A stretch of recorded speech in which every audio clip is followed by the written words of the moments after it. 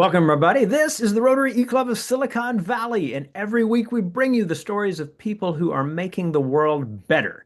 This happens locally, globally, digitally, and in all sorts of ways that we think are interesting, such as through innovative approaches to service. We think entrepreneurship is an interesting way to get sustainable service to happen.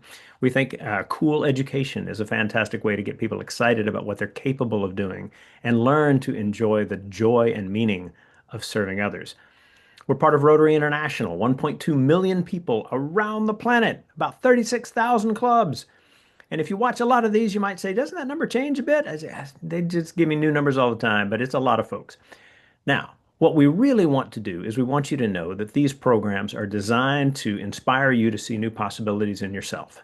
Sometimes that has to do with a great startup. Sometimes that has to do with an organization doing, really impactful work somewhere. Sometimes it's a personal story that's designed to help you see something important about your own health. And that is what we have today. Our speaker is one of our own in the Rotary eClub of Silicon Valley. It's Elton, and Elton is the good soul behind our podcasting effort. So if you are a Rotarian who listens to our programs each week on your commute, this is the guy to thank. And lots of hearts popping up, on that front for good reason.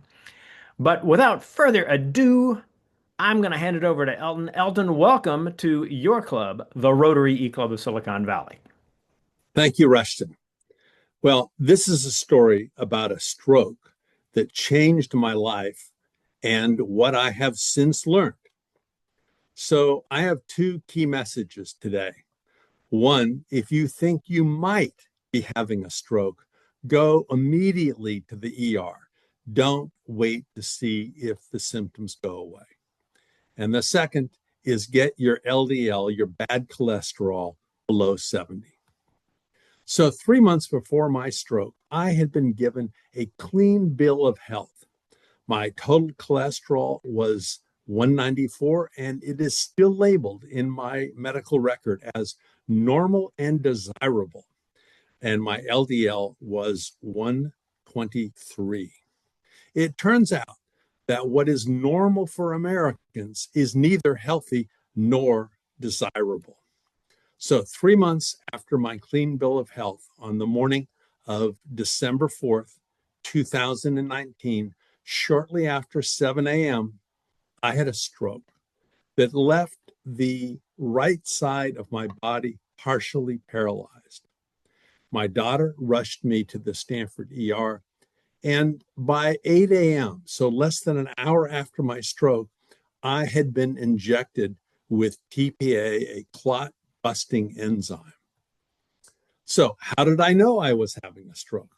Well, my balance was off, my face was drooping, my hand was weak. That was the first thing I noticed.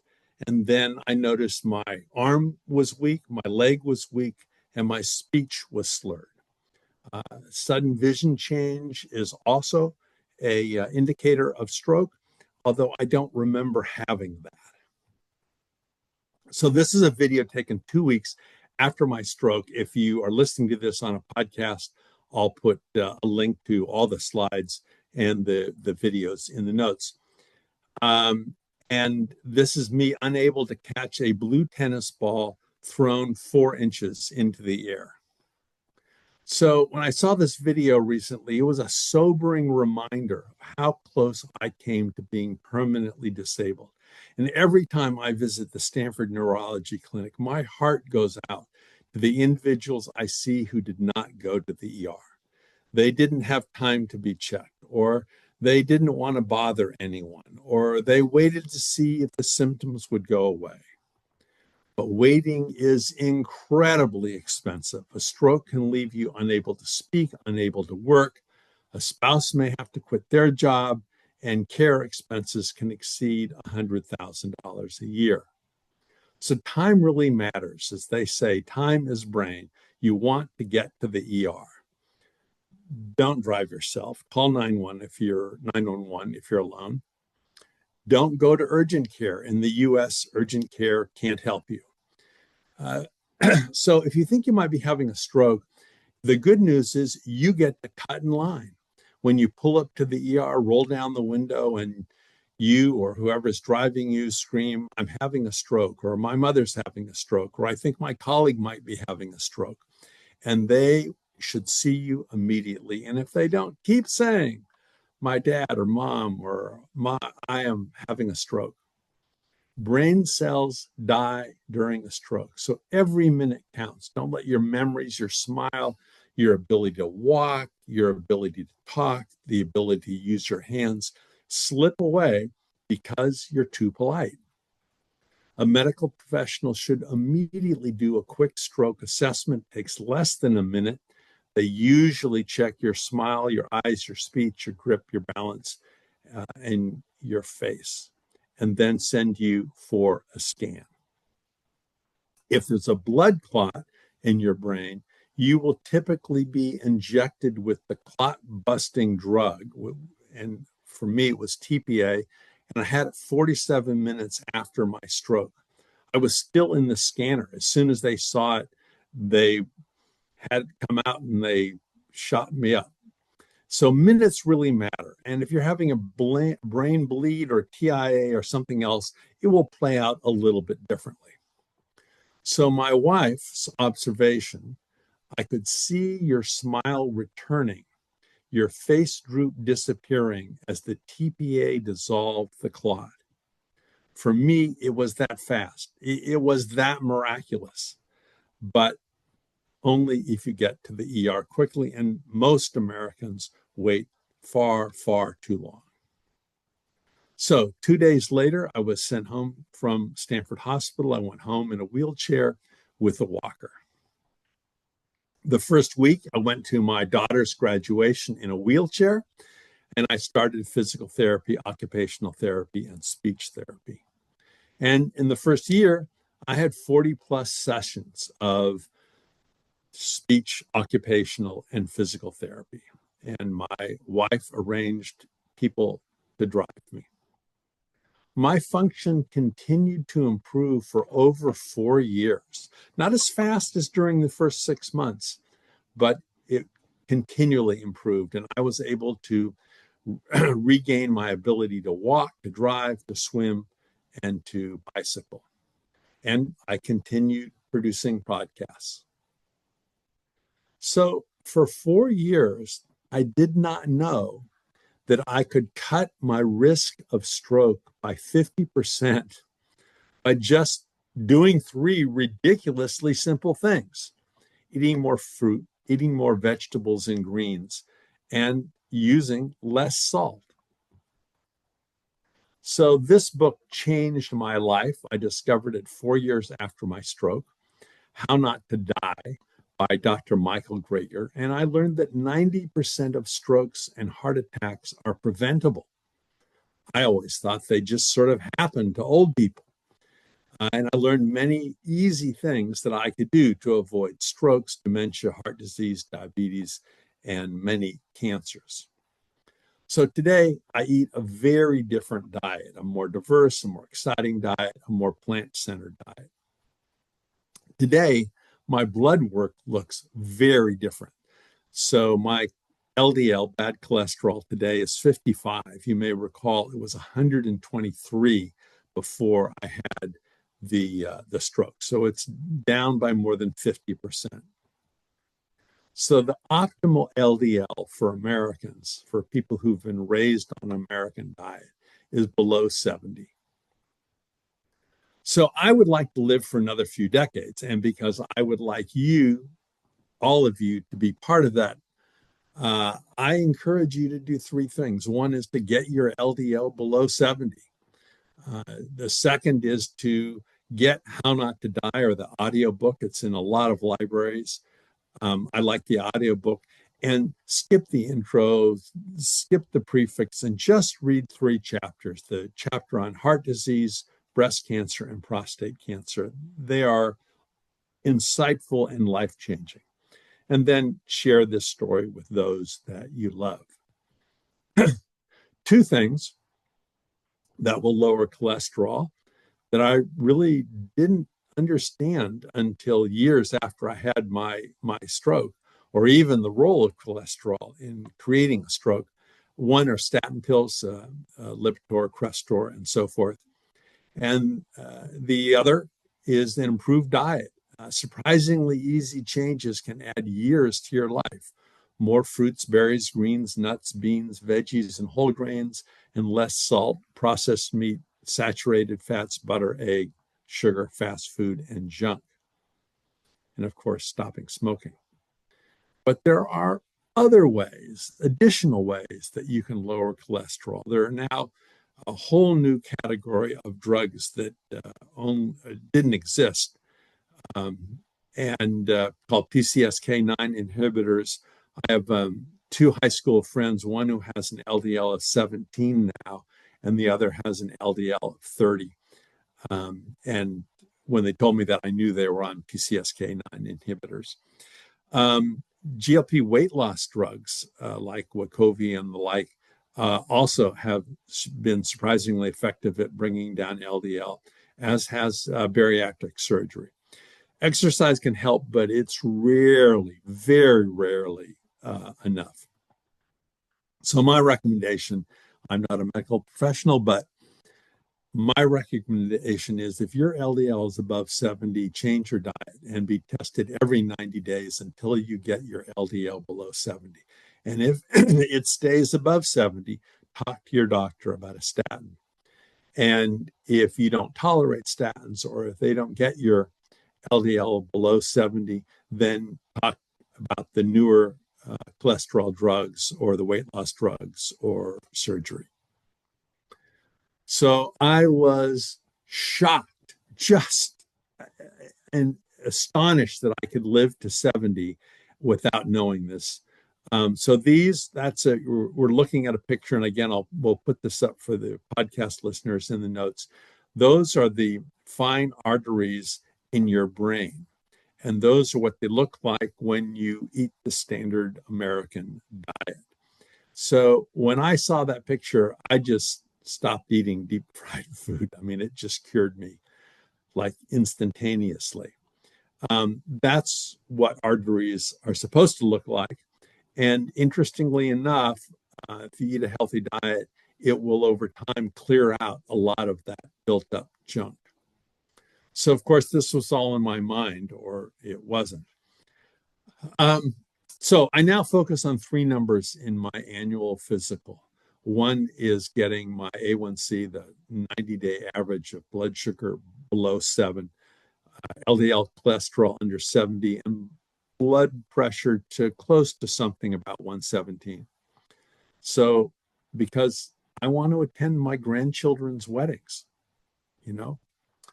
So two proven programs to reverse heart disease and prevent strokes. One of the most famous is the Cleveland Clinic's Heart Disease Reversal Program. $1,200, not paid by insurance, 6 hours. You fly there with your significant other. I would check it out before I had elective heart surgery. They've had phenomenal, unbelievable results. And right here in Marin County, Dr. Ornish's program for reversing heart disease, it's available online or in Marin. The online programs had great success. It's paid for by Medicare, Aetna, Blue Shield, many others. Blue Shield says they've seen a 71% reduction in angina. That's better than, I think, any drug or any stent on the market. I would certainly check that out before I had elective heart surgery or chemo or radiation. It's an amazing program. So I didn't know about either of those programs. The two programs that changed my life, one was the Better Health program paid for in the U.S. by Blue Shield's Medicare supplement. I lost 30 pounds. My wife and I did it together. And then I discovered Dr. Michael Greger's book, and that was life-changing. They have a one-page meal planning. They're green light foods, and you can eat them all day long and as much as you want. They're yellow light foods that you can have, but you have to be careful about how much. And then there's a list of red light foods that you never eat. There's an app, it's free. There are no in-app purchases. It takes less than a minute or two a day. Those of you who've used um, food tracking apps know that most of them, take the morning to get done. This is really easy to use. And of course, the book itself, I recommend. So if you or family member have heart disease, hypertension, diabetes, cancer, brain disease, I would read the corresponding chapter in How Not to Die by Michael Greger. Now, some research that came out after the book was published, I think the researcher should get the Nobel Prize, is on depression and schizophrenia. And this podcast done by the people at Zoe, who I admire their podcast greatly, How Food Can Improve Your Mood. I've got the link here. It's definitely worth checking out. So it's never too late to change. I think all the evidence shows, or the vast majority of evidence shows, that for American adults, optimal health, and I say America as a proxy for people who've lived in rich countries, the optimal health needs blood sugar A1C below 7, LDL below 70, and blood pressure somewhere in the teens. So many medical professionals are comfortable with much higher numbers. Work with your doctor. So it's never too late to take action. The easiest thing to do, I found, was Dr. Michael Greger's program. The Better Health program's tougher, but it gives you more direction. And then the Ornish and the Cleveland Clinic's program are very demanding, but they have brought people back from the brink of death. Both of them have had an amazing track record. So you can do it. And as I said, I would like to live for another few decades. And because I would like you all to be part of that journey, I encourage you to take action if your numbers are high. This is a picture of me at my daughter's wedding. Both of my daughters got married after I had a stroke. You really don't want to wake up one morning unable to use half your body, or unable to talk, or unable to read. So links in the notes to the slides. And before I turn it back to you, Rushton, if your club or organization would like to hear this message, I would be happy to present it. Questions, Rushton. Wow, Elton, a powerful, powerful story. Thank you very much for that. I'm going to introduce the group that we've got on the recording real quick. So when I call your name, please wave at the camera from our club in Eastern Italy. Cecilia Babkirk, our treasurer. Here in the Bay Area, we have Sandy Stabile. We have Lisa Axelrod up in Vancouver. We have Nick Lagarde, and visiting us from Budapest, Hungary, is Victoria Grieschmoller. So let's start into this. Elton, first of all, just as a point of clarity, you are not connected in any way to these things that you recommend. You are getting no particular financial compensation for this. This is you just saying, "Oh my God, this really helped me." No, I'm not on the payroll of Big Pharma, and nutritionfacts.org, which is the parent organization that publishes Michael Greger's work, is a nonprofit and doesn't take money from any corporate entities. Better to say so and not need to than to need to and not say so. Good idea. So, you talk about a number of different things here that are really important for people. I love the simplicity of the way you've structured the message, right? The be fast piece, the LDL piece, right? Um, when talking about nutrition as a function of health, in the How Not to Die book, there you talk about like green, yellow, and red light foods. I'll note to people who are listening to this podcast or watching this video that in the notes on the page where you find this, there is a list of the yellow light, red light, green light foods. We have a link to that as well. But Elton, talk a little bit about the red light foods. What are the things that just, even if they taste good, just never eat those? Yeah, so there's the nutrition area has come a long way in the last few decades from when at least when I took high school biology. Uh, and it really started with a groundbreaking study, often called the China study, but it was the China Oxford something or other study, where they looked at health outcomes and diets of people in urban areas and in rural areas in China and around the world. And they noticed a 10 to 100 times difference in the occurrence of strokes, heart attacks, and various cancers. So these were in China and in a number of countries, these were identical genetic populations. They weren't, it wasn't like the Japanese got fewer cases of breast cancer because something is unique about the Japanese. They have breast cancer just like Americans when they moved to America. This clearly had something to do with an environmental factor, and it was the diet. And the diets that have become collectively sort of informally known as the blue zone diets, why they're called that is, kind of one of those artifacts of history. They all get no more than 5% of their nutrition from animal products. So every place in the world where people don't have strokes, don't have heart attacks, have very low incidence of cancer, what the single thing they all have in common is a very small percentage, and 5% seems to be about this sort of the magic point for healthy people who 5% is 1/20th. And most of us in the West, we eat 21 meals a week. So it's very simple. One meal a week, you can have an animal product and about 3 or 4 ounces, not a 16-ounce steak. And the other 20 meals should have other stuff in them.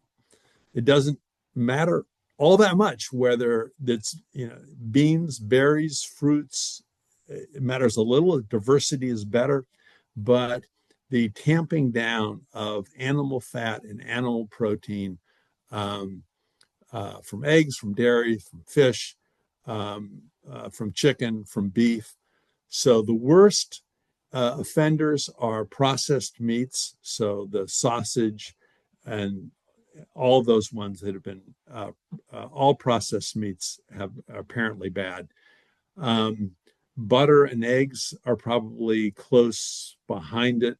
The best of the lot is probably non-fat yogurt, but now the plant yogurts, the cashew yogurts, and the other plant yogurts are as good or better than the cow yogurts. So there really isn't even a reason to have them in a diet.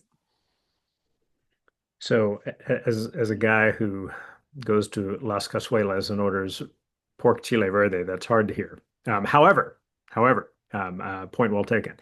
Um, so, so the animal products one piece, fruit and vegetables. I think people tend to know. I mean, like people just know that vegetarian diets are healthy. Talk a little bit about salt. People tend to know that more salt is not a good thing, but what's the issue with salt? So salt has uh, 2 or 3 issues. One is it causes high blood pressure, and high blood pressure is not good. It's not good for strokes. It's not good for heart attacks. It's not good for your blood. It is associated with numerous chronic diseases, but independent of high blood pressure. So if you look at you do matched pair studies where you find people with the same blood pressure, one eats salt and the other doesn't use salt.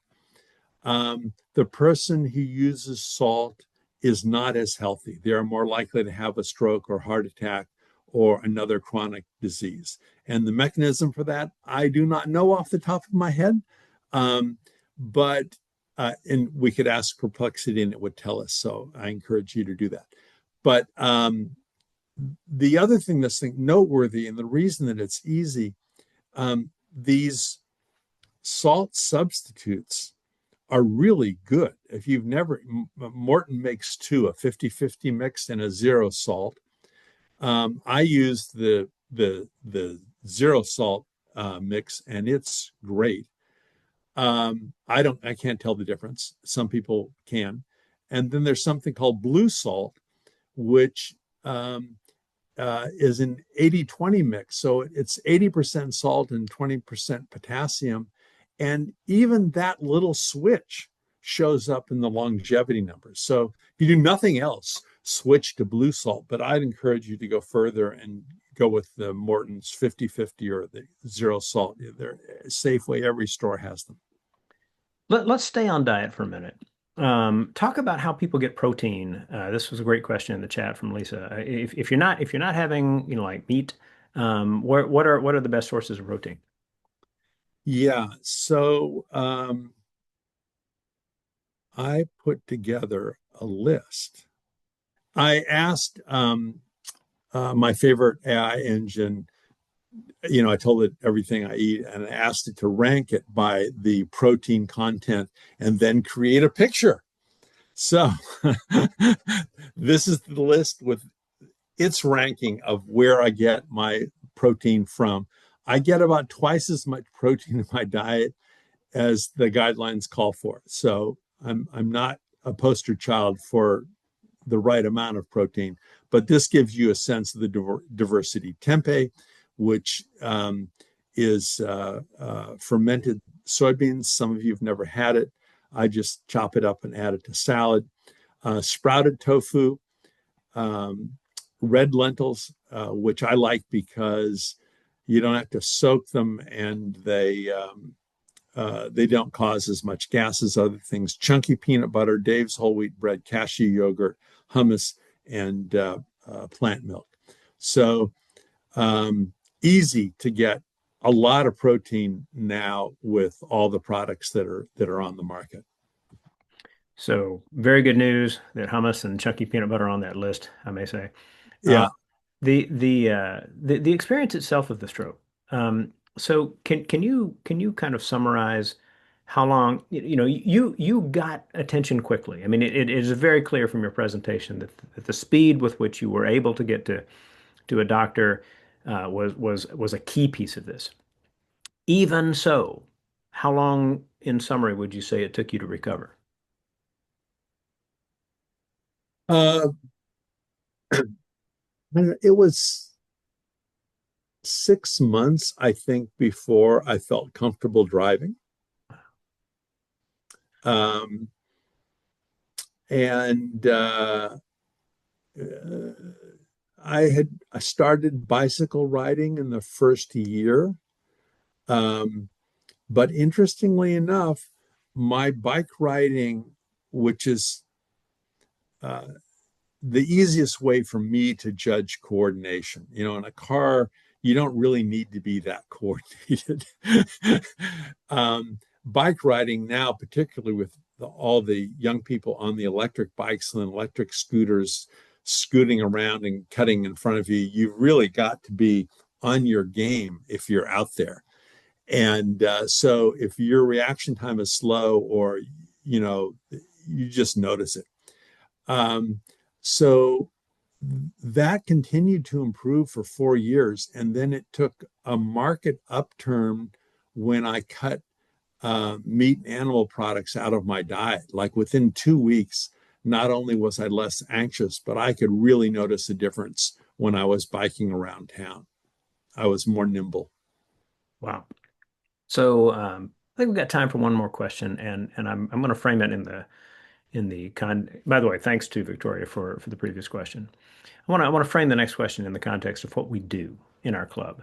Our club's different. Our programs are recorded. They are YouTube videos. They are, thanks to you, they are podcasts, and they are stories. They are stories that we seek to tell others. We want the presentations that happen in our club to serve the efforts of the speakers.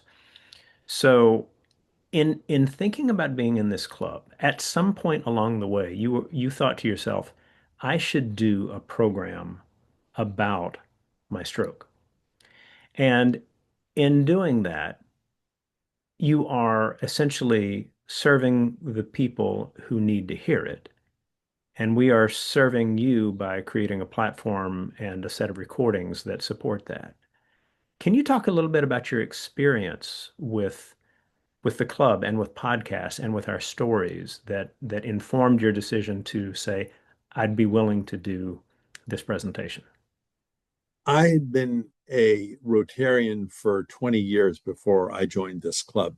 And one of the things that had bothered me um, from very early on was how many great presentations a room full of people heard and then they disappeared into the ether. And I could tell that some of these people had put a lot of effort into preparing a presentation for Rotary. Um, and it just struck me, uh, it's all, I don't want to say criminal, but it felt sort of negligent to be the recipient of this knowledge and then walk out of a breakfast meeting and like it all disappeared. And so when I found this club, I got very excited because, um, they're, what are we at 500? We're over 400, 500, yeah, meetings out there. And I knew that they would also podcast well, and that there were a lot of people who wouldn't sit down and watch a video for 30 minutes, but who looked for 30-minute podcasts while they were running, while they were commuting, while they were gardening, while they're doing their dishes, whatever, folding laundry. And that there are a lot of stories here that should be captured. They were already being told, but they needed to be distributed more. And so I was very excited about it. Well, we, my friend, are excited that you are a part of this club. Thank you.